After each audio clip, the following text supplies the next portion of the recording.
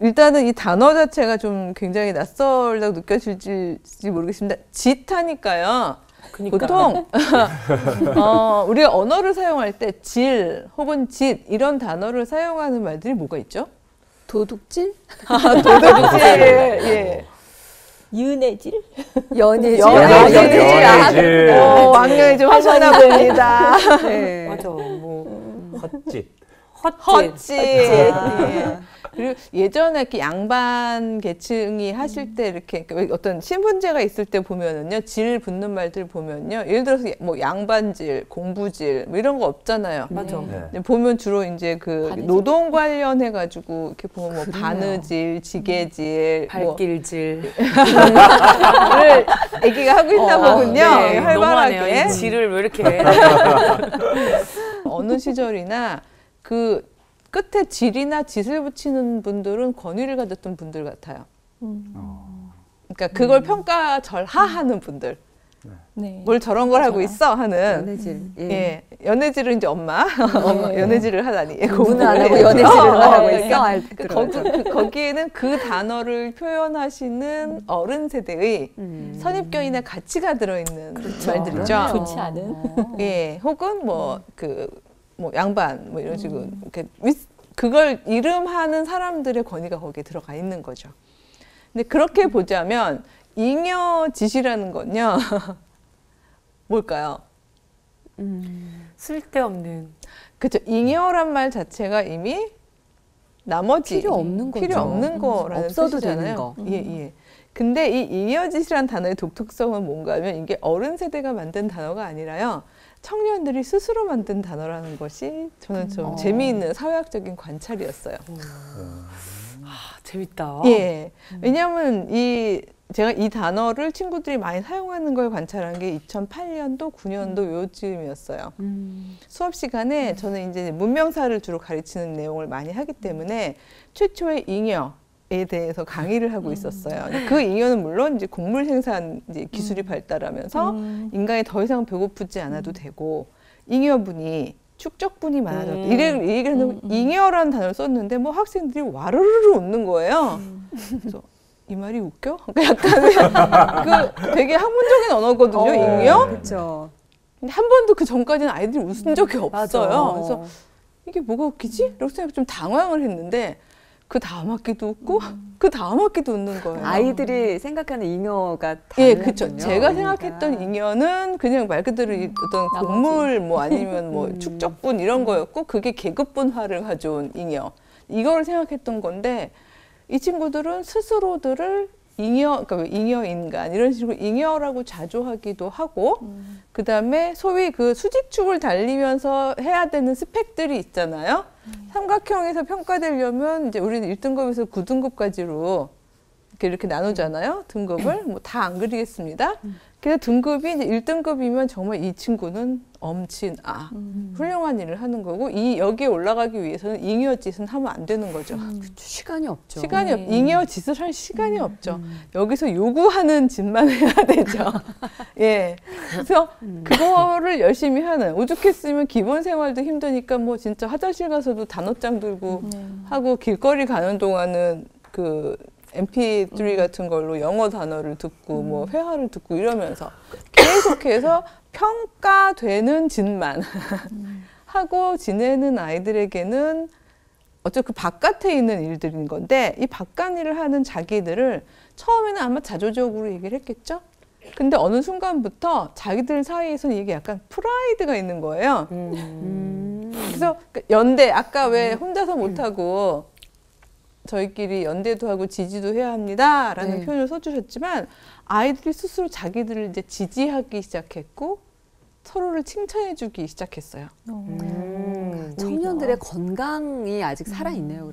그렇죠. 저도 사실은 그걸 보면서 어떤 면에서는 이 아이들에게 소망이 있구나라는 생각이 많이 들었던 게 그래서 제가 왜 그 구조에서 너무 착한 아이들보다는 어떤 면에서는 잉여로 그룹핑이 되는 잉여로 범주화되는 이 친구들이 세상을 바꿀 거다라는 표현을 제가 가졌던 이유가 이 친구들을 보면서 느꼈던 감정이었어요. 그래서 제 안에 있던 답이 아니라 정말 기발하고 어떻게 저런 발상들을 하고 저런데 열정을 내지? 라고 생각했던 것들. 그리고 그걸 모두 하나의 범주로 잉여짓 혹은 잉여질이라는 표현을 쓰더라고요.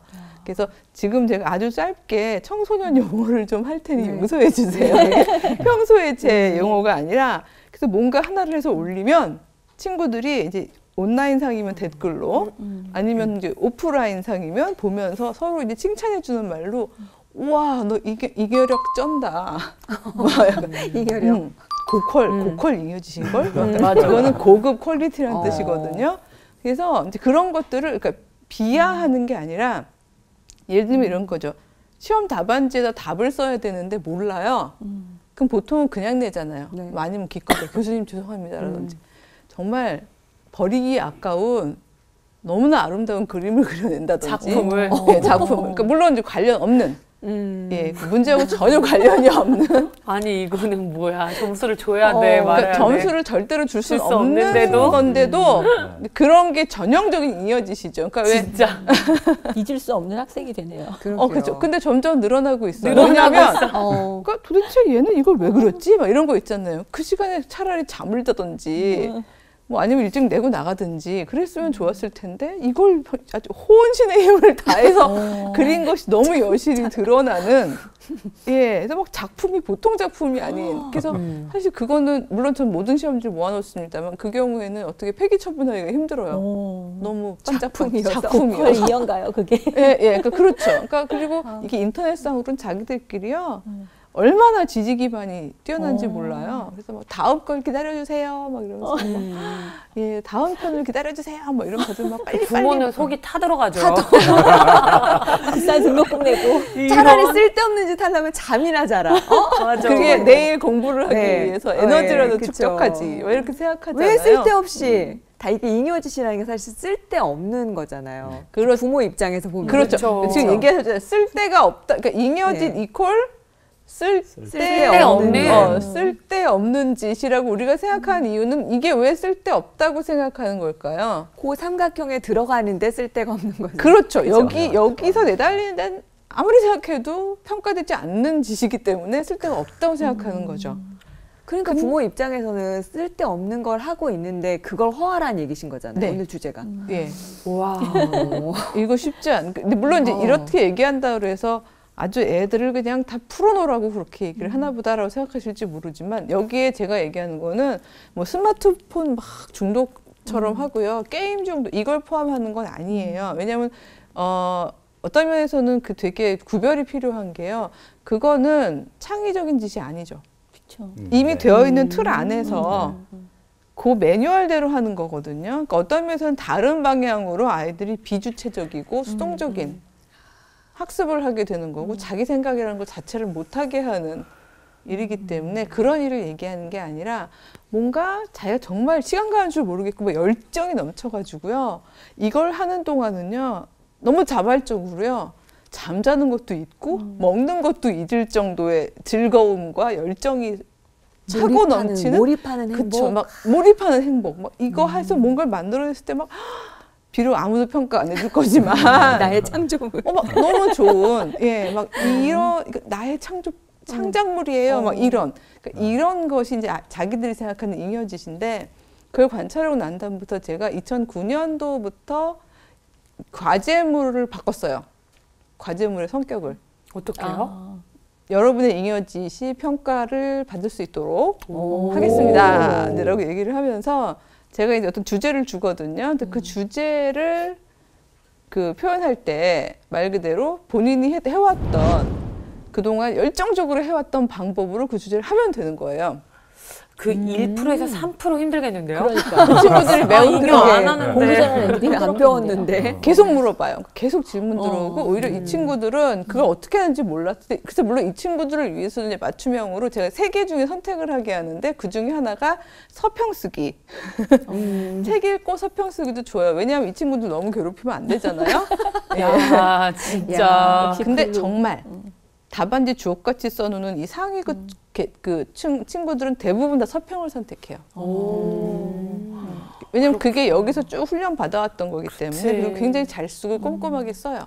그리고 이제 과제 점수 자체는 크게 많이 안 벌어지기 때문에 제가 그 안에서만 할 수 있는 방법인데 반면에 정말 중간고사, 기말고사 때 그 고퀄 잉여진만 했던 친구들이요. 그래서 점수화되지 않은 열정을 시험지에 쏟아부었던 그 친구들이 적어도 15점에서 20점 정도의 과제에 있어서만큼은 정말 고급 퀄리티의 것들을 이제 내놓게 되는데 한 친구가 드라마 패러디 하는 거가 너무나 행복한 한 친구가 있었어요. 그 친구의 일상을 제가 그 허락을 받고 제가 좀 한 부분을 이렇게 따왔거든요. 근데 한번 우리 예, 주희 아나운서께서 읽어주시죠. 덕후의 시선. 여기 혹시 덕후가 네, 덕후. 뭔지 모르는 분들 계실 것 같은데 좀 설명을. 덕후가 오타쿠? 원래는 이 일본말 오타쿠에서 나온 말인데요. 그래서 오덕후 이렇게 했다가 예전에 우리 프리즌 브레이크에서 나온 남자도 우리가 그 한국식으로 약간 이름 바꾸고 그랬었잖아요. 그런 거에서 이제 덕후라고 따서 뭔가 하나에 빠져 있는 사람을 네. 얘기하는 거죠. 네. 아, 덕후의 시선으로 어떻게 살고 있는지 읽겠습니다. 11시 10분쯤 드라마가 끝나면 고화질로 녹화한 드라마를 미친 듯이 보정하면서 캡처를 하고요. 12시나 1시쯤 되면 그 이미지를 가지고 짤방을 만들어 놀아요. 그러다 보면 금방 2-3시가 되는데 잠깐 눈 붙이고 학교에 가서 수업을 들어도 자꾸 만들고 싶은 영상 아이디어가 생기는 거예요. 이게 자꾸 떠오르고 꼬리를 물고 그러다 보면 수업에 집중도 안 되고 해서 학생 수첩에 생각날 때마다 옮겨 적었어요. 학교 끝나면 환승도 3번씩 하면서 가장 빠른 길로 집에 돌아가서 한 손으로 먹을 수 있는 옥수수나 샌드위치, 햄버거 등을 먹으면서 아까 학생 수첩에 적었던 아이디어를 사용해서 영상을 몇 시간씩 만들고 그걸 블로그에 올리고 나면 또다시 10시 드라마 다음 회가 시작되는 거죠. 대박! 덕후야! 야, 와. 진정한 덕후. 야, 와, 보컬의 대단하다. 덕후시네요. 야, 그래서 이 친구가 그런 식으로 올린 드라마 패러디가요. 그 이제 자기 블로그 개인 블로그에 올리는데 여러 사람들이 이제 막 방문을 해가지고 봐야겠다. 막 보고 싶어. 너무너무 재밌어하면서 막 이제 막 다음 회가 언제 올라오나요? 막 그래서 기다리고 그러는데 그게 또 이제 신이 나가지고 또 다시 하게 되는 거잖아요. 그 말이 너무 웃기잖아요. 10시 드라마 11시 10분부터 시작했는데 다음 날, 예, 다음 회까지 다 해서 올리고 나면 이어지는 다시 10시가 된다는. 그래서 월화 수목 드라마, 월화 드라마, 수목 드라마를 하고 나면 월화 수목이 그냥 간다고. 주말 드라마 다음에 정말 365일이 다 짜여져 있겠네요. 예, 예. 그 만약에 엄마가 야, 미칠 노릇이야. 그러니까 이럴 우리가 엄마 입장이라서 그런가 봐요. 엄마가 그 만약에 예, 이걸 쓸데없는 짓으로 규정하시기가 쉽잖아요. 아무래도. 그쵸. 그래서 애가 공부하나. 그리고 들어가 보면은 짤방 만들고 이거 하고 있고.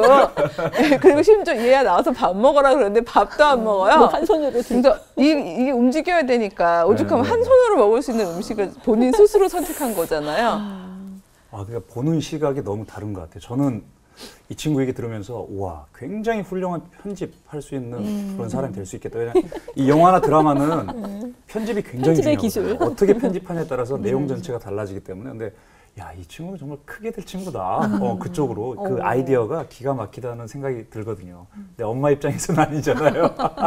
그래서 이 친구가 만든 그 드라마, 그 패러디인데요. 패러디라는 게 원본이 있고 이제 원본의 그 의도와는 다르게 이제 각색을 하거나 그렇죠. 비트는 거죠. 네. 그래서 거기서 주인공이었던 사람이 오히려 주변으로 밀려나기도 하고요. 오, 재밌다. 예, 되게 거기서 재밌어요. 실패가 너무 자명한 주변인이었던 사람이 막 주인공이 성공하고. 돼가지고 예, 굉장히 이제 그 주목을 받기도 하고. 근데 그 친구가 늘 패러디하는 걸 보니까 제가 또 들어가서 열심히 이제 분석을 했는데 공통의 지향성이 있어요. 뭘까? 그러니까 그게 바로 뭔가 하면요. 말 그대로 우리 그런 거 있어요. 서브 남주라는 거 아세요? 네. 혹시? 네.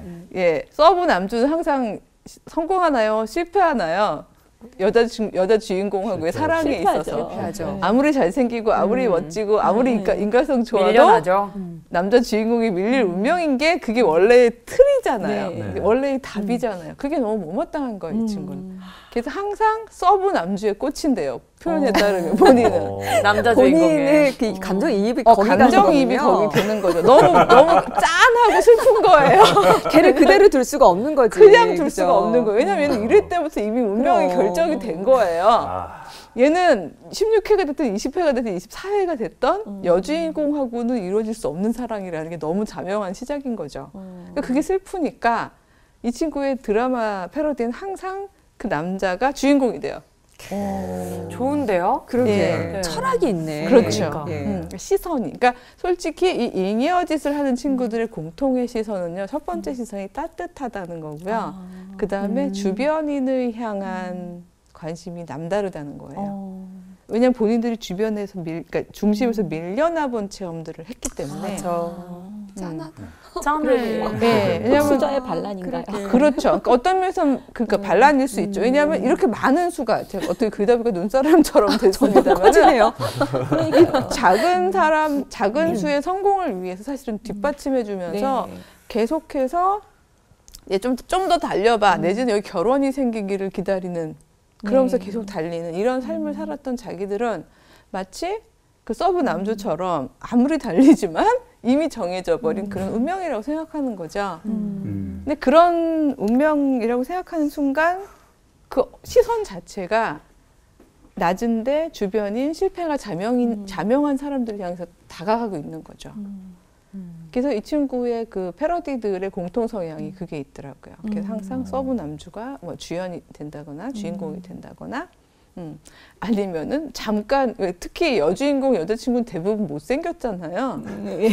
그거 좀 화나지 않아요? 맞아. 여주인공은 꼭 맨날 예쁘고요. 그러니까. 옆에서 꼭 같이 단짝이 여주인공보다 예쁜 경우 전 한 번도 못 봤어요. 제가 알고 있는 드라마 중에 단 한 번도 없었던 것 같아요. 네. 그러면 감정 몰입이 안 되니까 주인공한테 보는 사람들이. 그러니까 예뻐야 되는군요.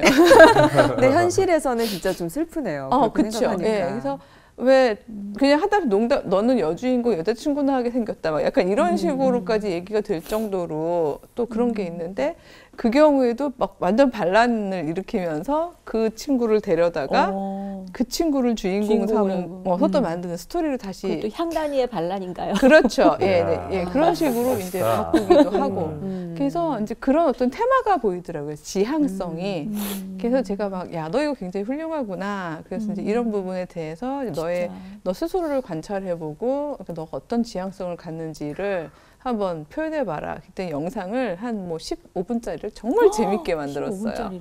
그래서 이제 그걸로 제출을 했고, 물론 이제 그 친구는 과제 점수를 A+를 받았죠. 그러니까 말씀하신 대로 이런 네. 교수님과 이런 부모님을 만나야 만나야 이 가능한 아이가 일이에요. 잉여짓이 이제 좀 빛을 인정받는. 발하지만 인정 못 받는 지금 이런 세대에서는 교수님한테 혼날 거예요. 혼나지. 그림이나 영상 너 같은 지금 거 만들면 돈 벌어먹고 뭐 하는 거야 살겠냐? 지금? 너 나를 우습게 알아? 뭐 이러면서 그렇죠. 근데 정말 너무 과도하게 열정을 발휘해서 진짜 고퀄. 고컬 아직도 저 가끔 우울하면 틀어보거든요. 공유해요. 물어봐서. 그러니까 그게 또 이제 저작권이 있지 그렇죠. 않겠어요. 그렇죠. 근데 그 친구는 정말 너무 행복하대요. 그거 하고 있는 거. 오죽하면 수업을 듣고 있는데 자꾸 생각이 난다는 거예요. 아이디어가. 소위 말하면 그걸 거기다가 붙이고 그렇게 붙이면 얘기가 틀어지면서 자연스럽게 틀어지겠구나 이런 생각이 들면 잊어버릴까 봐 옆에다 학생 수첩을 놓고 적는 거죠. 네. 그래서 정말 그 누가 시킨다고 그렇게 열심히 맞아요. 하겠어요? 그건 진짜 시켜서 할 수 있는 게 아니죠. 그러니까 천재나 노력형보다도 더 뛰어난 사람이 저는 이렇게 놀이로 즐거워서 막 너무 행복해서 하는. 저 얘기 듣다 보니까 지난번에 포지맘 때 삼각형 그려주시면서 주체성, 관계성, 창조성 하셨잖아요. 창조성을 정말 그 잉여짓을 통해서 그렇죠. 발휘하게 되는 것 같아요. 예. 진짜. 그러니까 이 친구는 어머니의 걱정과는 별도로 제가 이제 자신 있게 얘기할 수 있는데 그 아까 말씀하신 놀라운 편집 기술 때문에 어떤 꽤 괜찮은 회사의 영상 홍보 담당팀에 스카우트 돼요. 그 블로그에 방문했던 분들이 이거 재밌다. 근데 거기가 이제 주로 젊은 세대들을 이렇게 타겟으로 하고 있는 그런 데기 때문에 이게 젊은이들 감성에 맞고 또 훌륭한 기술이다. 그래가지고 이제 스카우트 되어서 이제 그 회사를 잘 다니고 있는 행복하게 그러니까 자기의 능력으로 재미있는 이제 광고 영상을 만들면서 행복하게 지금 잘 다니고 있거든요. 근데 그런 방식, 그럼 진짜 너무 행복한 거잖아요. 자기가 했던 걸로. 예, 물론 그게 전공은 아니었으나. 근데 뭐 이제 와서 사실 전공이라는 부분 자체가 그동안의 전공이 학생들이 정말 하고 싶었던 전공이었던 건 아니잖아요. 모르겠어요. 이렇게 얘기하고 나면 뭐 다 하고 싶었던 전공을 선택하셨나요? 아니죠. 대학에 들어가기 위해서.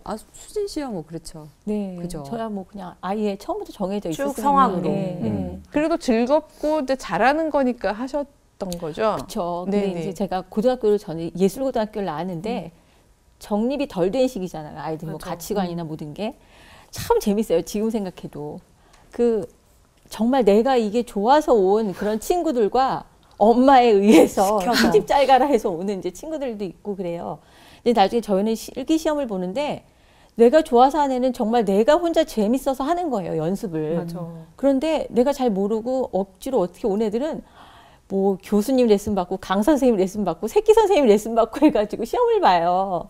못 따라와요. 근데 그런 친구들. 그렇죠. 예. 그게 무서워요. 그래서 저희 남편도 그 일반 이제 공대 나와서 일반 L사의 회사에 들어가서 3년간 생활을 하고 신입사원 생활 다 하다가 난 정말 하고 싶은 거는 아나운서야. 그 모든 걸 내려놓고 1년만 어머니 시간을 주십시오. 그래서 1년 공부해가지고 뒤늦게 아나운서가 된, 그래도 아나운서가 됐으니까 잘 된 케이스죠.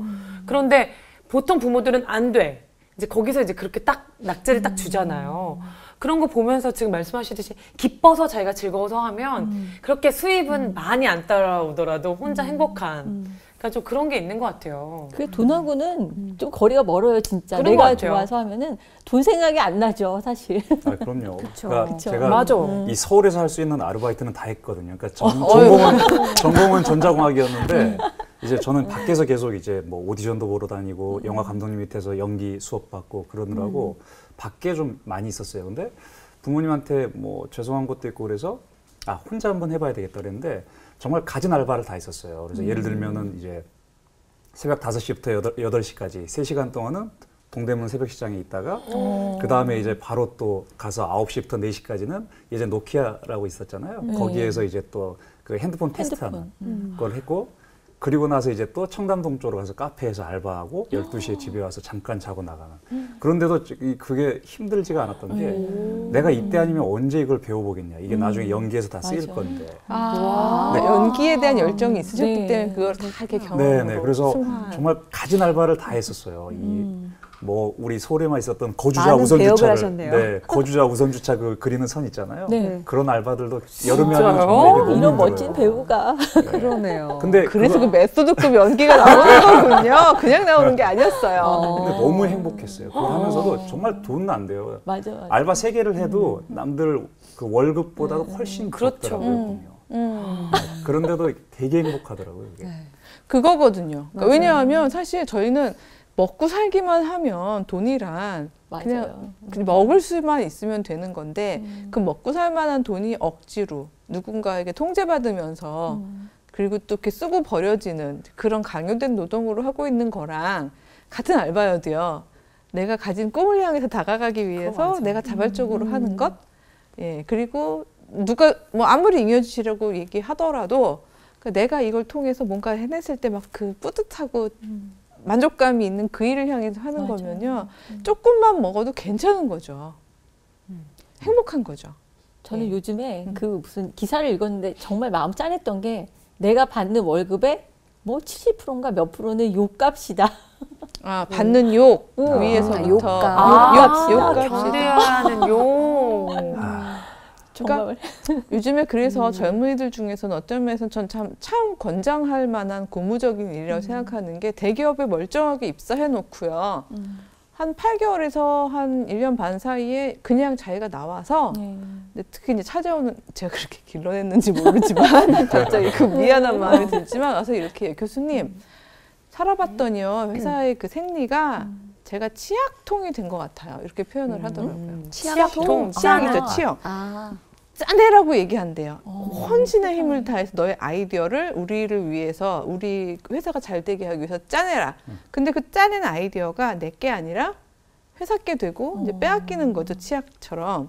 근데요, 알 것 같더라고요. 이걸 다 짜내고 나면 버려지는. 나는 빈 껍데기만 남아서 버려지겠구나 하는 게 너무나 체감이 되면서 아 이게 바로 그거구나. 우리가 읽었던 그 바우만의 쓰레기가 되는 삶들이라는 게 이런 거구나. 나는 비록 사용이 되고 있는 제품이지만 오랫동안 관계 안에서 귀중하게 사용되지는 않겠구나. 맞아. 이런 생각들을 아이들이 하게 되면서 오히려 하나라도 젊을 때 나에게 재기발랄한 생생한 창조성과 의욕이 있을 때 이때 소위 말해서 이제 시스템 바깥으로 나오는 아이들이 이제 점점 늘어나고 있기 시작한 거죠. 이 아이들을 엄마나 사회가 받아주지 않으면 너희들 글로 나가면 안 돼! 라고 계속해서 쓸데없는 짓 하지 마! 라고 이야기를 하게 된다면 이 아이들은 이 틀 안에서 서서히 죽어가는 거죠. 그래서 어떤 면에서는 저희가 받아줄 수 있는 어떤 그 안전한 그물망이 되어주는 게 또 이제 4G 이 엄마 아빠 세대의 역할일 수 있는 건데요. 이것을 위해서 아까 우리 유주 씨 남편이 저 1년만 쉬게 해주세요 라는 이야기를 했었고 지난 강의에도 제가 그 뭐 트랜지션 이어, 갭 이어 이라는 이야기를 많이 했습니다만 이 쉼이라는 거요. 전 이걸 개인적으로도 부모님이 허락하시고 그리고 제도적으로도 이 제도적인 쉼을 허락해야 된다고 생각을 해요. 왜냐하면 잉여짓을 하기 위해서는요. 사람들이 일단 막 달리던 트랙을 달리던 잠깐 멈춰봐야 되거든요. 맞아. 예, 잠깐 쉬어봐야 되거든요. 그 트랙 밖으로 좀 나갔다 오는 경험이 되게 그쵸? 좋은 것 같아요. 예. 다시 들어오더라도. 나갔다가 네. 본인이 선택해서 들어올 수도 있고요. 아니면 바깥에도 세상이 있네? 맞죠. 이게 세상이 전부라고 생각하는데 바깥에 이런 세상이 있네? 하고도 밖에 머물 수도 있는 거고요. 왜냐하면 세상은 요만큼만이 아니니까요. 제가 늘 말씀드리지만 요만큼을 달려서 가는 사람들은 결국 15% 정도가 필요해요. 이 사회는.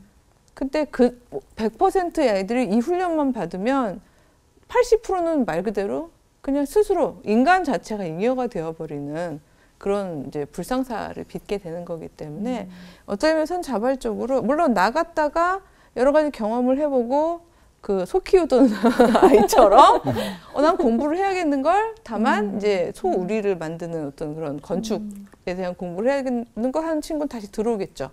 대신에 밀려가는 공부가 아니라 자기가 딱 정해져 있는 동기를 가진 공부를 스스로 알아서 만들어 가겠죠.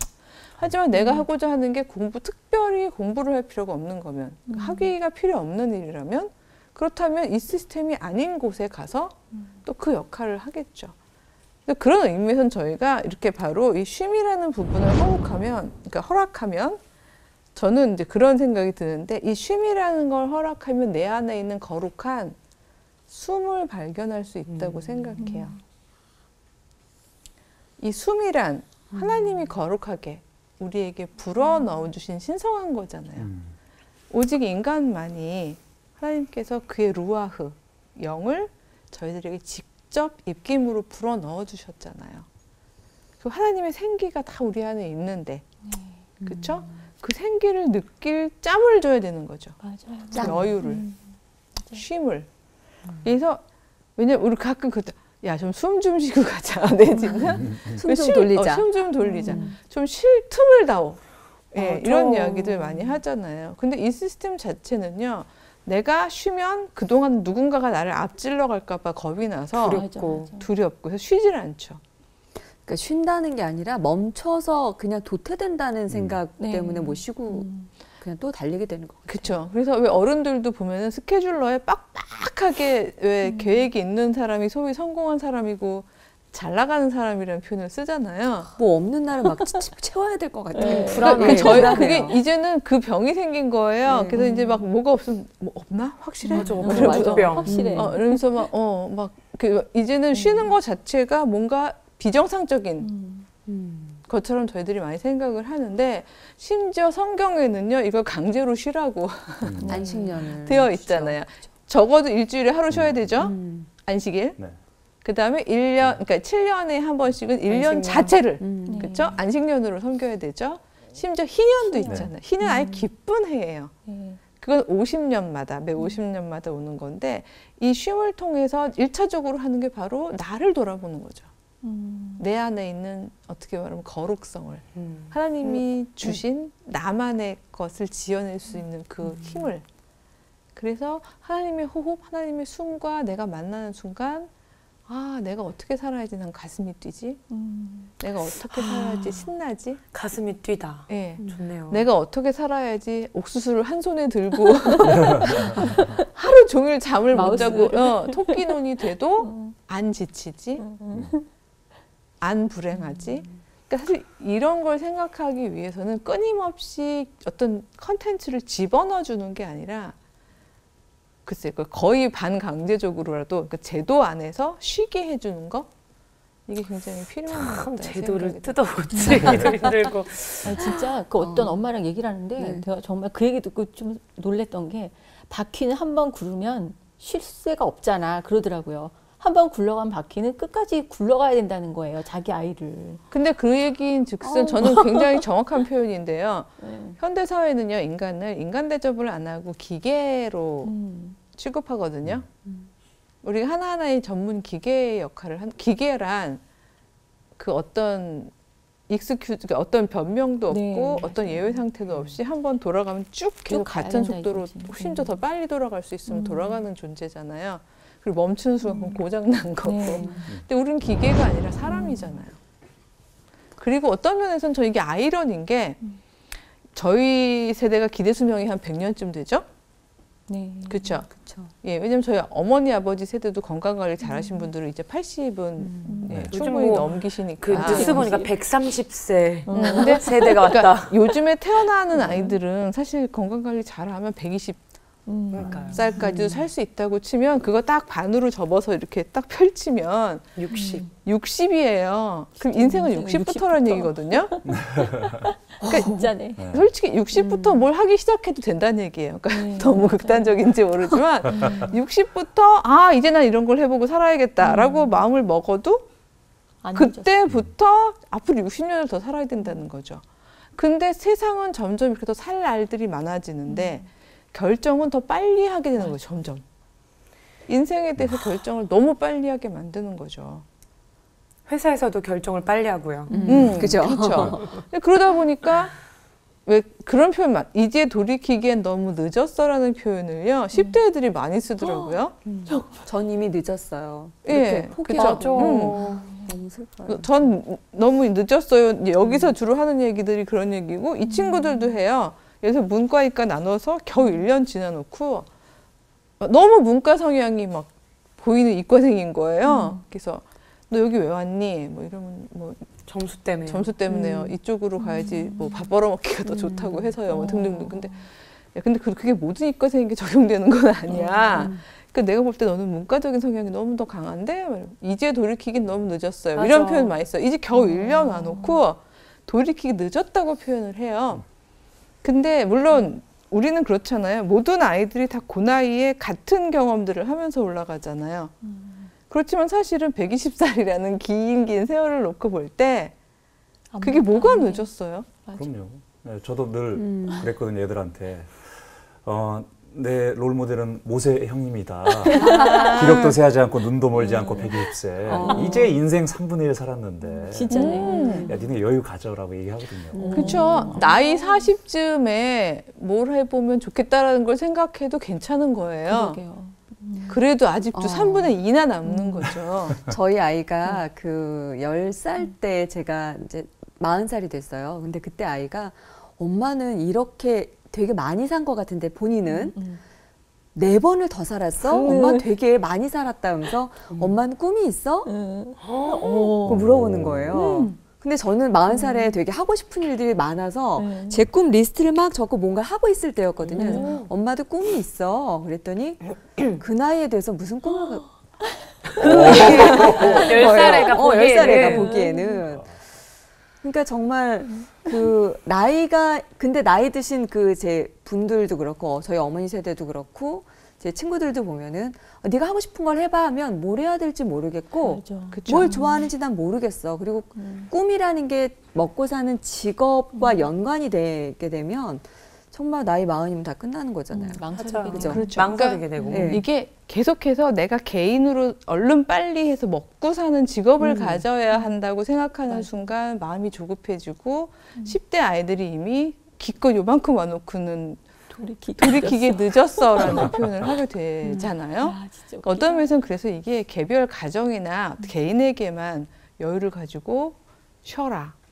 쭉 쉬다가 뭐 아사 이럴 수도 있는 상황을 만들어주면 안 되는 거죠.